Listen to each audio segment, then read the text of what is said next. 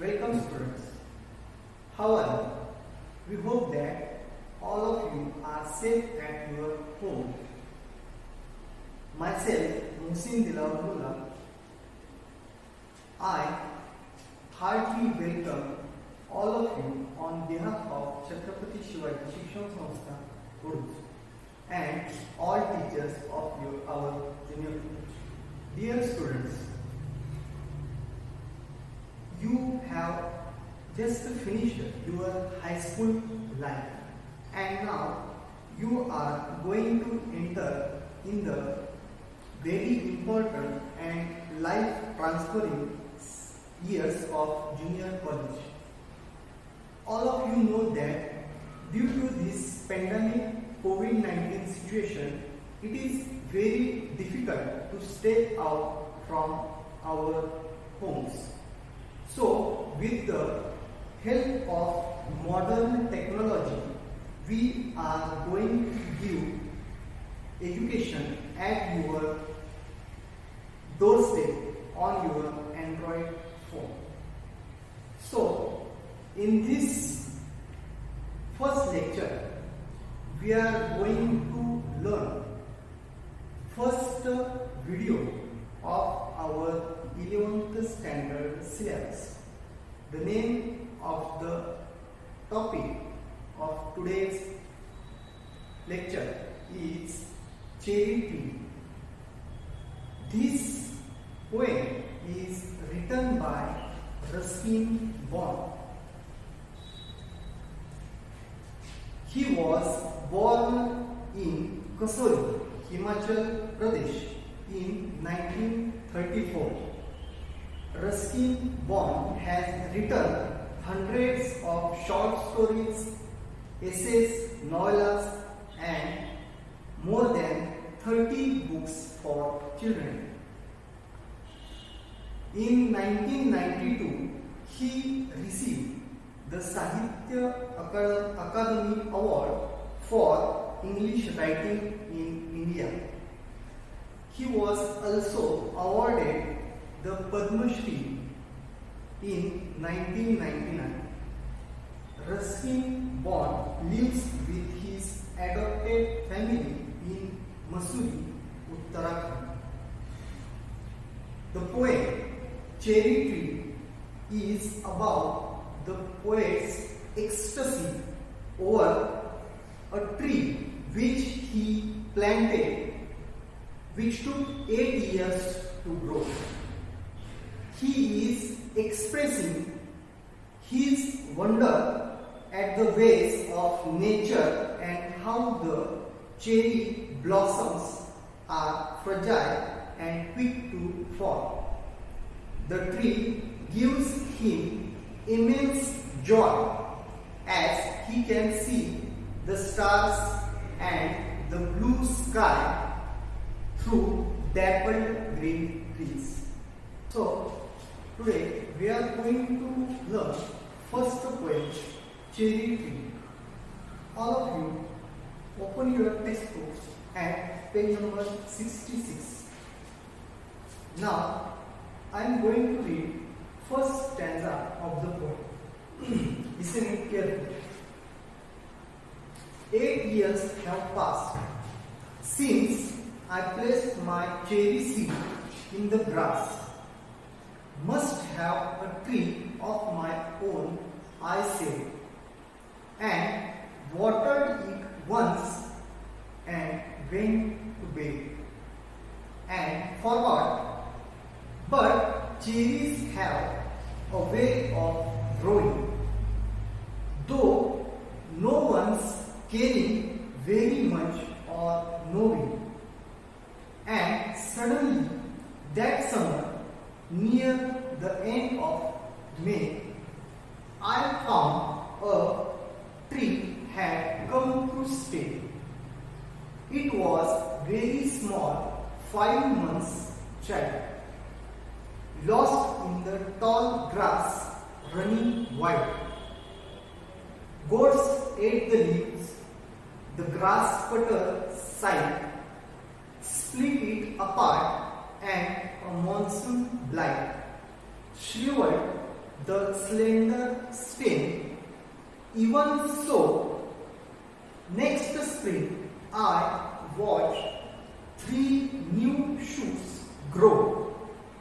The young tree struggled upward, thrust its arms in a fresh, fierce lust for light and air and sun.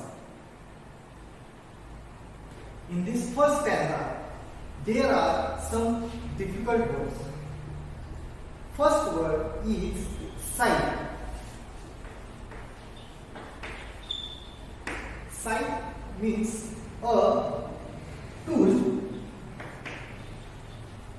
to cut something. Next word is blight.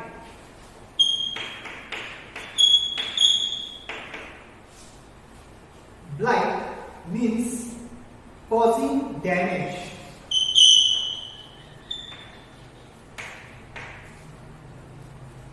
Next word is shriveled.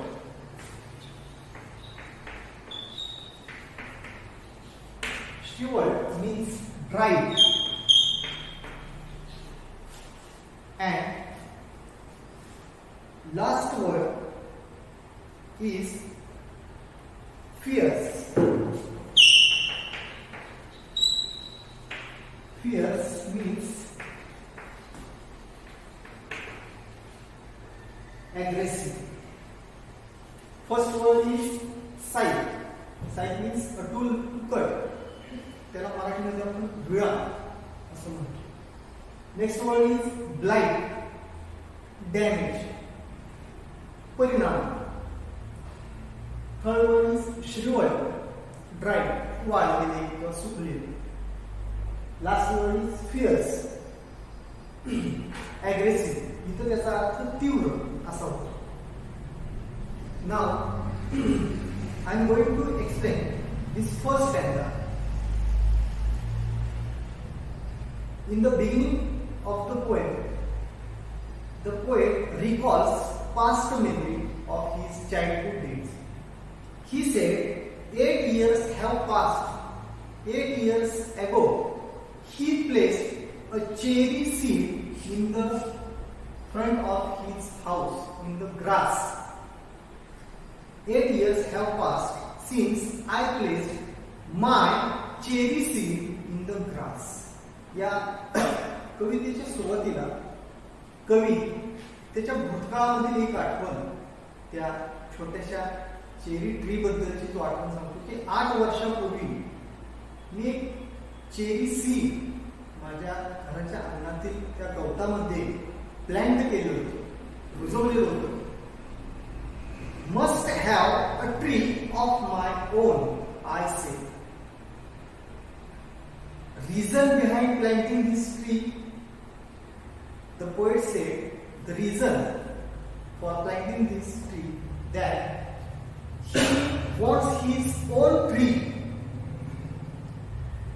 हे छोटंसं बी, चेरीचं बी लावण्या पाठीमागचा उद्देश, त्याचा पाठीमागचा हा होता की त्याच्या स्वतःचं एक झाड असावं.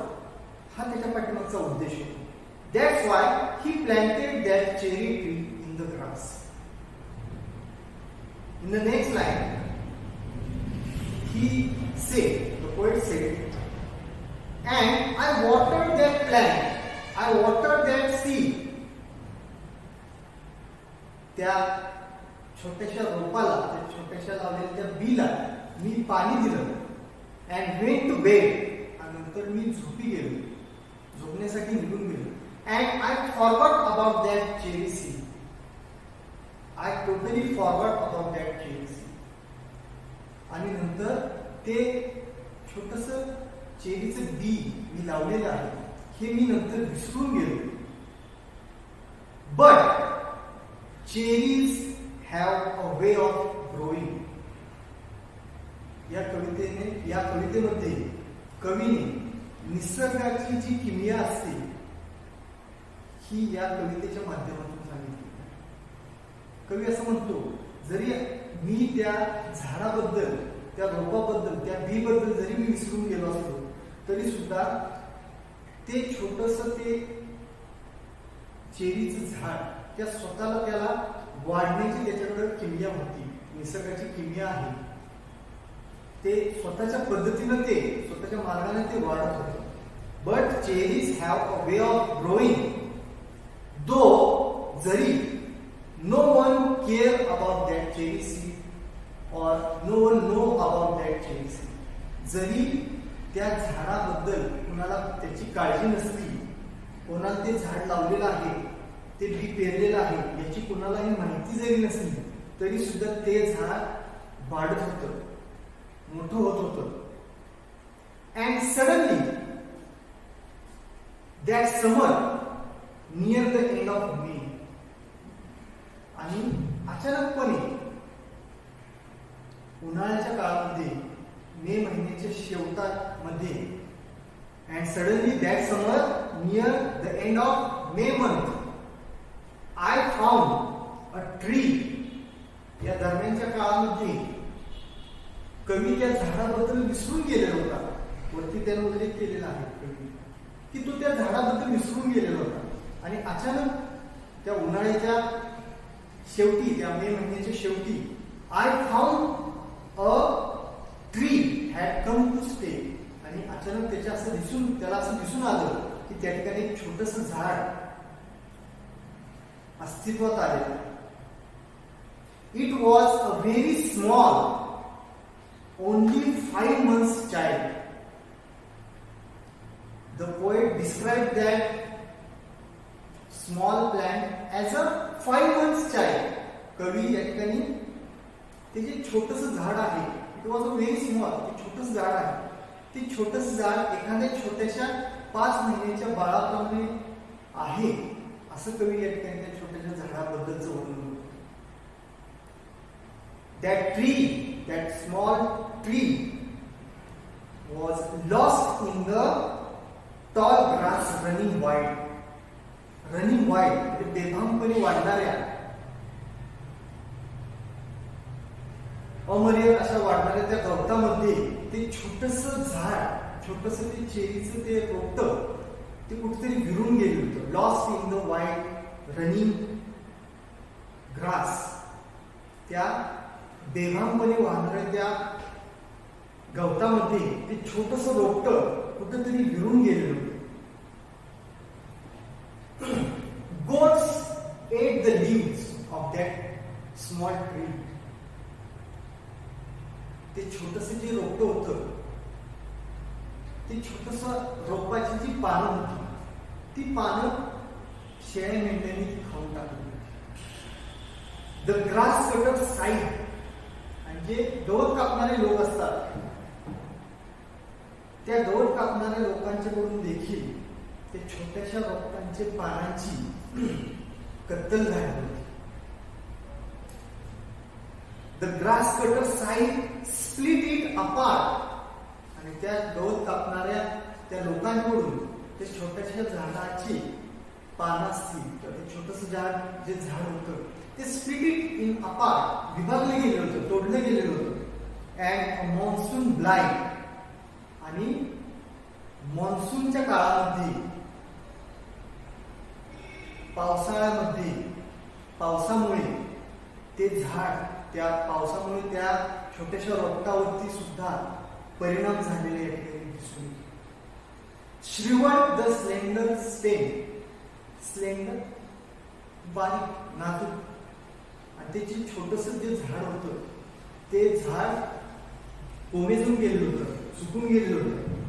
Even so next spring, and in the next spring I watch 3 new shoots grow. आणि येणाऱ्या आलेल्या वसंत ऋतूमध्ये कवीला असं दिसून आलं की त्या छोट्याशा रोपाला नवीन अंकुर फुटलेला होता. The young tree struggle, that young tree, the young cherry tree struggling to survive, struggling to live. ते छोटस जे रोपट होतं ते ते जगण्यासाठी धडपड करत होतं. या छोट्याशा रोपाच्या जगण्याची धडपड या पुढच्या 2-3 वाक्यामध्ये कवीने मांडलेली.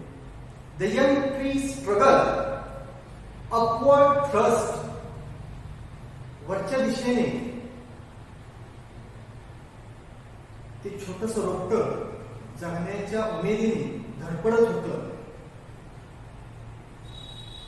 It's arms of small cherry tree, its arms in a fresh fierce lust.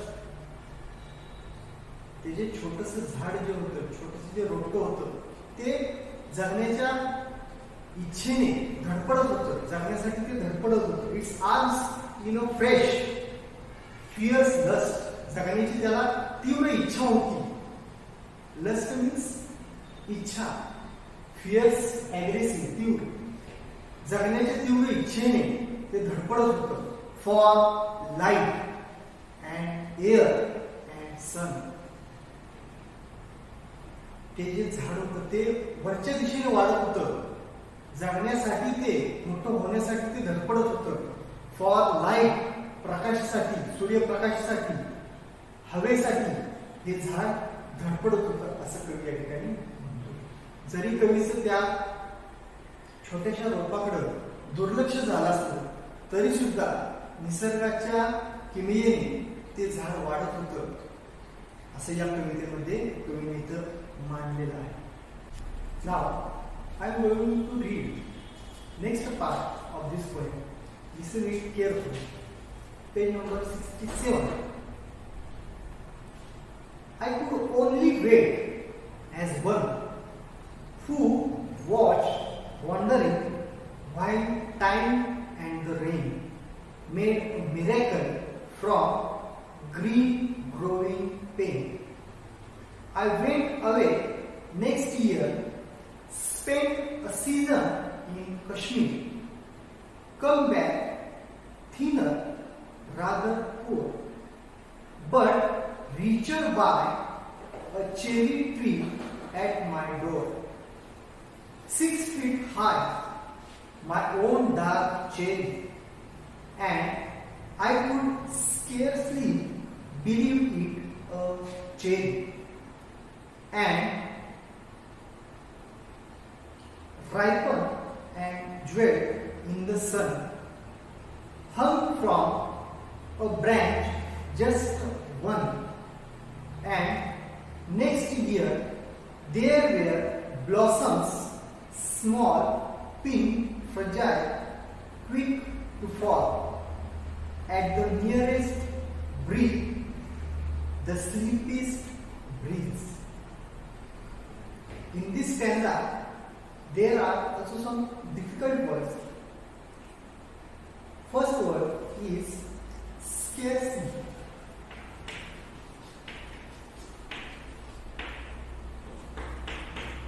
It means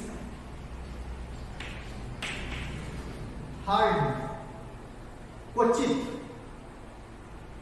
Next word is jeweled.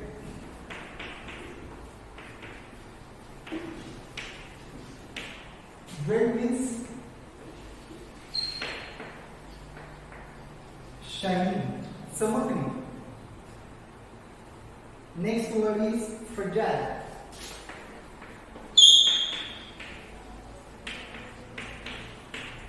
It means delicate.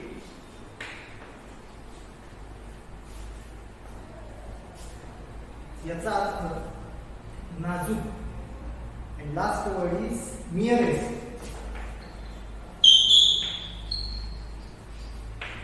Merest means soft. लहान, छोटी असं याचा अर्थ. Now, I'm going to explain this part of the poem. I could only wait as one. The poet said, I could only wait. मी फक्त वाट पाहू शकतो. As one who watched wondering. इकडून येता जाता फक्त मी ते छोटस रोपट निहाळू शकतो.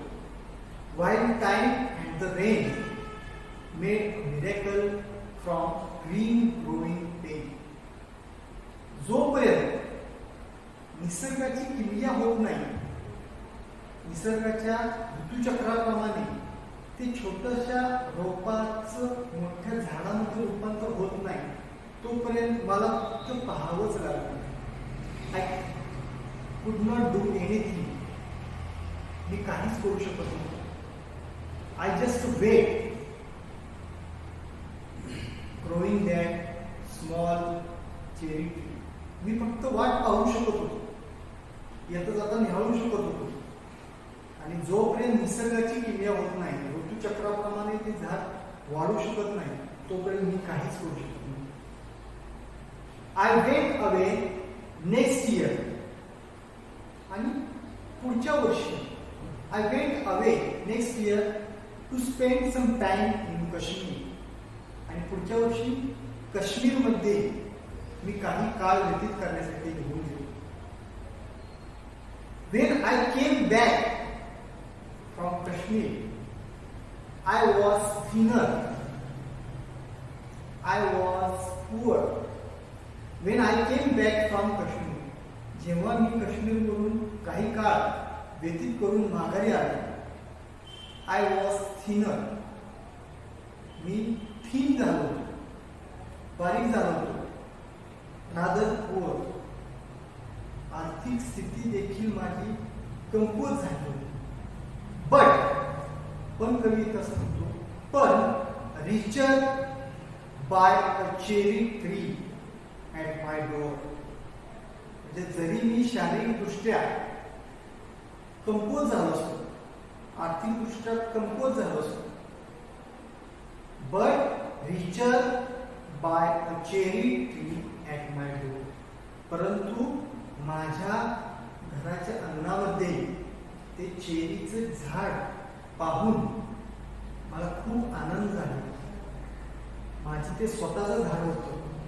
ते झाड आता मोठं झालेलं होतं आणि ते मोठं झाड, त्या मोठ्या झाडामध्ये मी श्रीमंत झालो असं या कवीला या ठिकाणी म्हणायचं आहे. कवीला खूप आनंद झालेला आहे की त्याच्या स्वतःचं झाड आता मोठं झालेलं आहे. 6 feet high. That small tree was now 6 feet high. आणि आता ते छोटंसं जे झाड होतं ते आता मोठं झालं होतं, 6 फूट उंच झालं होतं. माय ओन डार्क चेरी. आणि पानांनी देखील ते झाड डार्क बनले होतं, मोठं घनदाट ते झाड बनले होते. And I could scarcely believe it a cherry. आणि मला विश्वासच बसत नव्हता की ते चेरीचं झाड हे एवढं मोठं झालेलं आहे.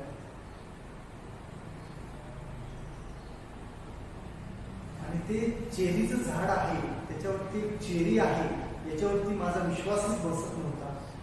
रायपन अँड ज्वेल्ड इन द सन.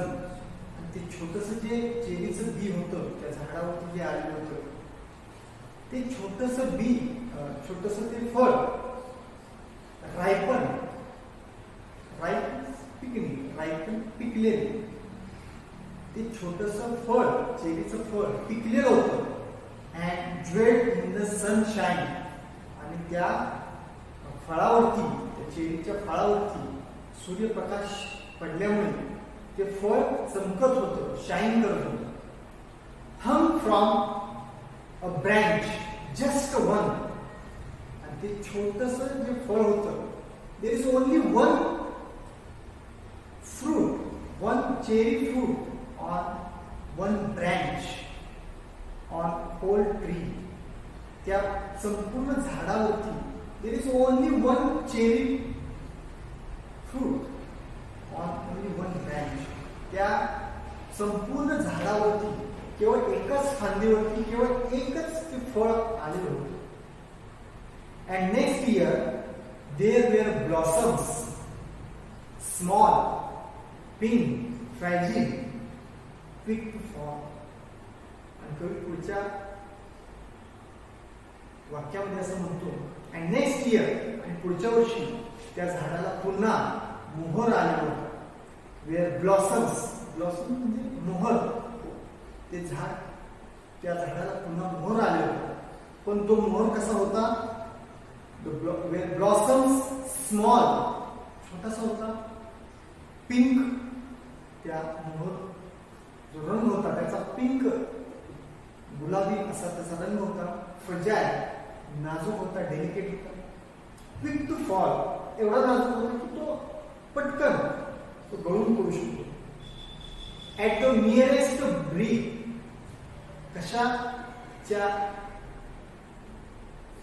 पण तो नाजूक, तो जो मोहर होता तो गळू शकतो. तर at the nearest breath, breath म्हणजे श्वास, आपण जे श्वासोश्वास करतो, हळूवारपणे आपल्या श्वासाने देखील तो, आपण जर जवळ गेलो त्या झाडाच्या, आपल्या हळूवार श्वासोश्वासामुळे देखील तो मोहर गळून पडू शकतो असं कळून म्हणतो. And the sleepiest breeze a gentle wine, वाऱ्याच्या हळूवार झुळकेने देखील, वाऱ्याच्या हळूवार त्या लाटेने देखील तो मोहर जो होता तो गळून पडू शकतो असं या कवी या ठिकाणी सर म्हणतो.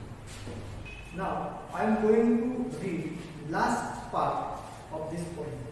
Listen it carefully. I lay on the grass at ease, looking up through leaves at the blue blind sky, at the finches as they flew and flitted through the dappled green, while bees in an ecstasy drank of nectar from each bloom, and the sun sank swiftly, and the stars turned in the sky, and moon moths and singing crickets, and I, yes I, praised night and stars and tree, that small the cherry grown by. In this stanza, there are some difficult words. First word is finches.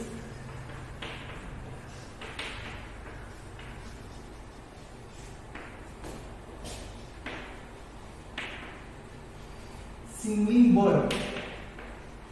Finches means singing bird, गाणारा पक्षी. Next word is flitted.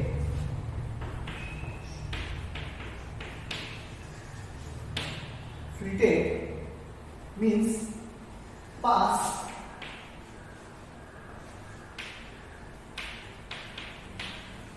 lightly, निघून जाणे.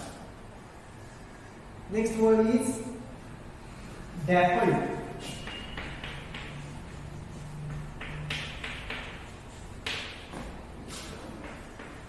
Patches.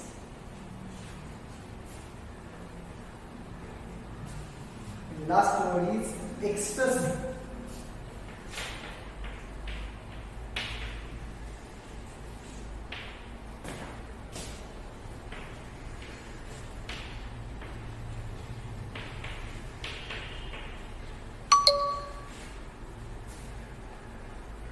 Great happiness, ecstasy, great happiness, अत्यानंद. In this part, the poet said he was lying on the grass under that cherry tree. कवी या ठिकाणी असं म्हणतोय, I lay on the grass at ease. सहजपणे मी या ग्रासवरती, या चेरी ट्रीच्या खाली गवतावरती मी पडलेलो होतो. लुकिंग अप थ्रू लीव्स, आणि त्या झाडाच्या मधून, त्या पानांच्या मधून तो आकाशाकडे पाहतो. At the blue blind sky, त्या आकाशाकडे तो पाहतोय. ॲट द फिंचेस, आणि तो त्या झाडांच्या मधून, त्या झाडाच्या मधून, त्या पानांच्या मधून तो असं पाहत असताना, आकाशाकडे पाहत असताना त्याला असं दिसून येतं की त्या झाडांमध्ये there are there were so many birds were coming on that tree, like finches, bees, moon moths, crickets. There are various kinds of birds, insects came on that tree. They take benefit of that tree. कवी या ठिकाणी असं म्हणतोय की त्या ठिकाणी finches गाणारे पक्षी त्या ठिकाणी येत आहेत. At the finches as they flew and flitted through the dappled green, आणि त्या पानांमधून त्या झाडाच्या त्या हिरव्यागार पानांमधून ते फिंचेस जे पक्षी आहेत गाणारे पक्षी आहेत ती ये जा करत आहेत. फ्लिटेड येत आहेत, बसत आहेत आणि निघून जात आहेत.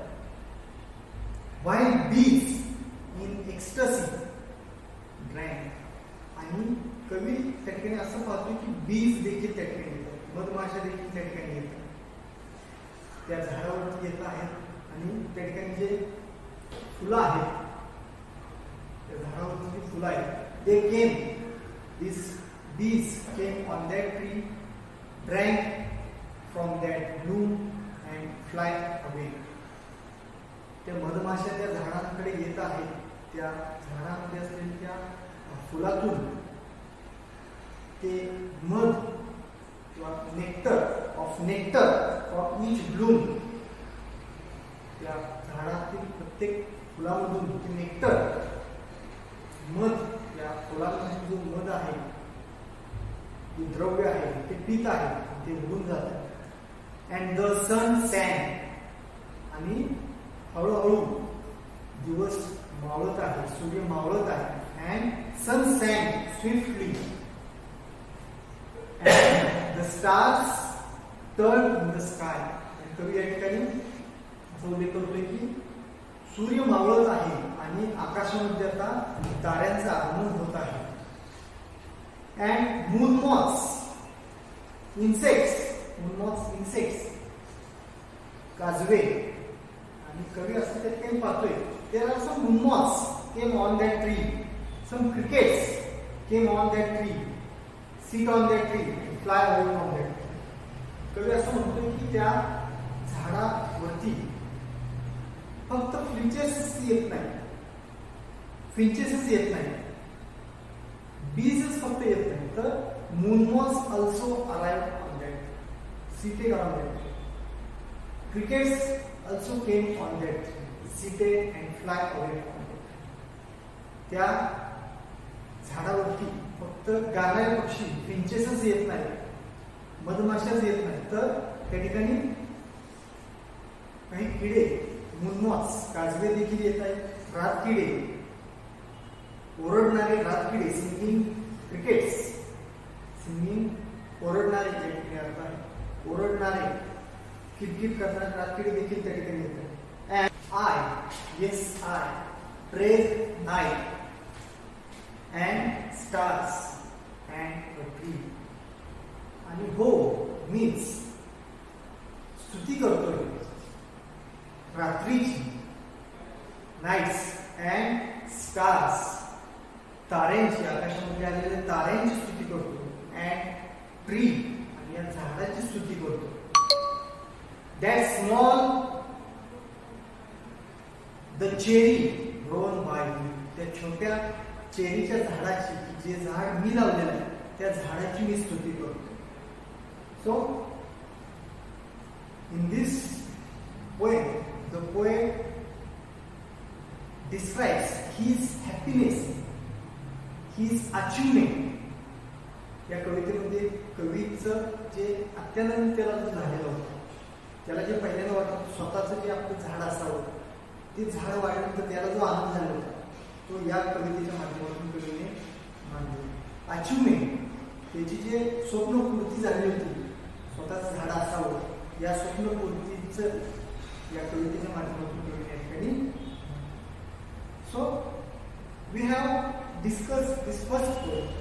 If you have any complaint, if you have any doubts, if you have any problems about this poem, you can ask me. Thank you.